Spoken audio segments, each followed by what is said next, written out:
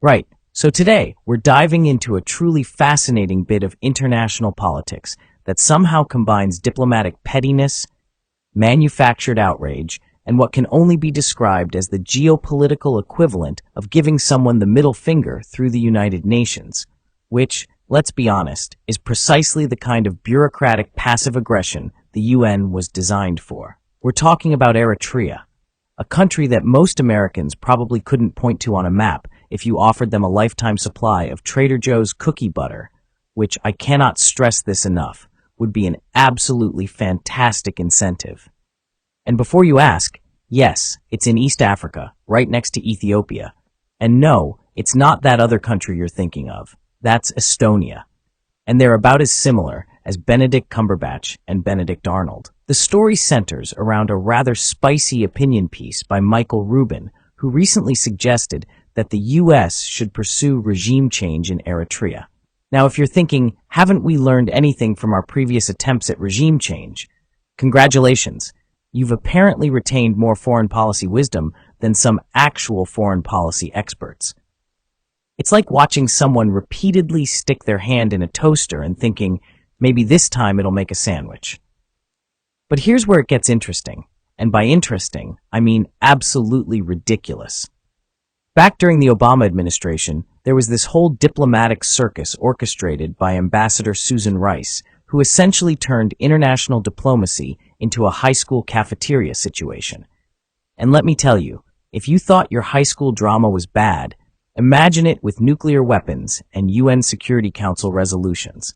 Rice literally gathered a group of countries to exclude Eritrea from sitting at the cool kids' diplomatic table, and then, because apparently that wasn't enough, decided to accuse Eritrea of supporting al-Shabaab terrorists, despite having about as much evidence as I have Grammy nominations.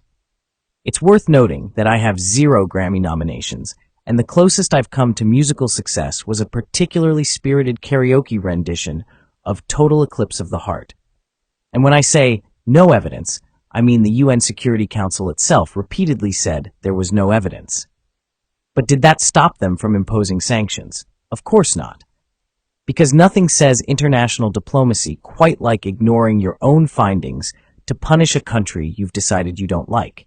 It's the diplomatic equivalent of putting someone in detention because you don't like their face, except this detention lasted for years and affected an entire nation.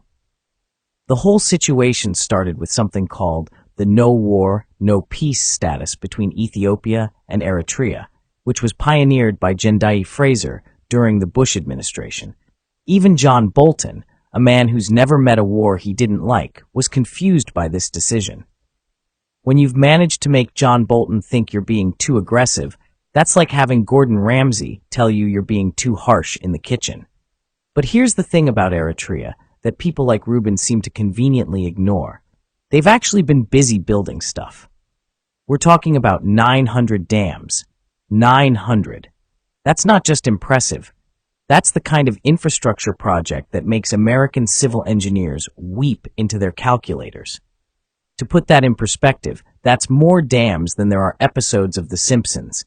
And they did this while under sanctions, which is like someone building a house while their neighbors have convinced Home Depot not to sell them any tools. These aren't just little garden pond dams either. We're talking about structures that can hold anywhere from 10,000 to 330 million cubic meters of water.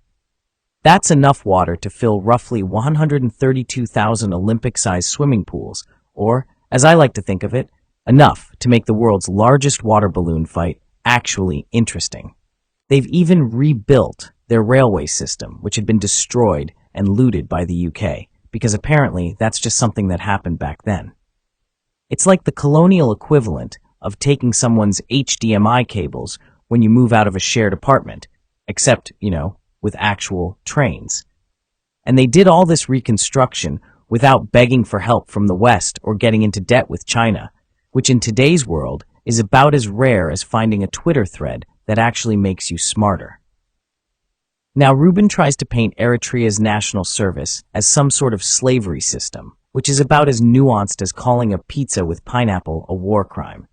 The reality is that this program has produced diplomats, civil servants, and even world-class athletes, including Biniam Girmay, who became the first African to win 3 stages of the Tour de France and the green jersey. That's right. While critics were wringing their hands about Eritrea's national service, they were literally creating cycling champions who could probably outpace their critics' arguments on a unicycle, blindfolded. Speaking of achievements, let's talk about what Eritrea has managed to accomplish while under these sanctions. They've developed their own educational system, built medical facilities, and created infrastructure that would make some Western cities jealous. It's like they took the international community's sanctions and said, "Hold my locally brewed beer while I show you what self-reliance really looks like." And let's talk about elections, shall we? Rubin claims Eritrea doesn't have them, which is technically about as accurate as saying Britain doesn't have dental care.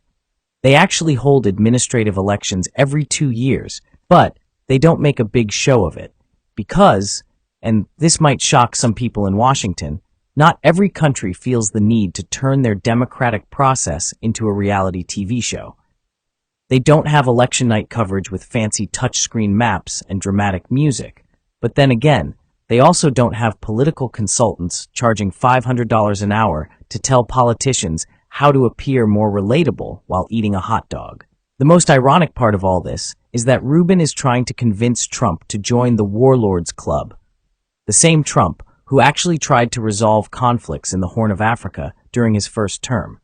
It's like trying to convince a vegan to judge a barbecue competition. You're really not reading the room there, mate.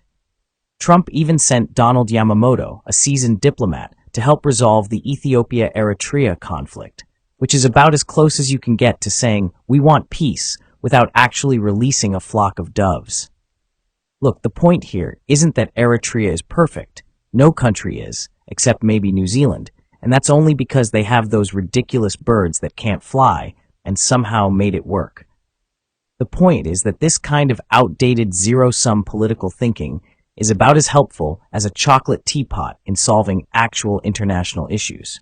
What we're seeing here is a classic case of Western political consultants and think tank experts trying to apply their one-size-fits-all solution to a country they understand about as well as I understand quantum physics, which, for the record, I don't. At all. Not even a little bit.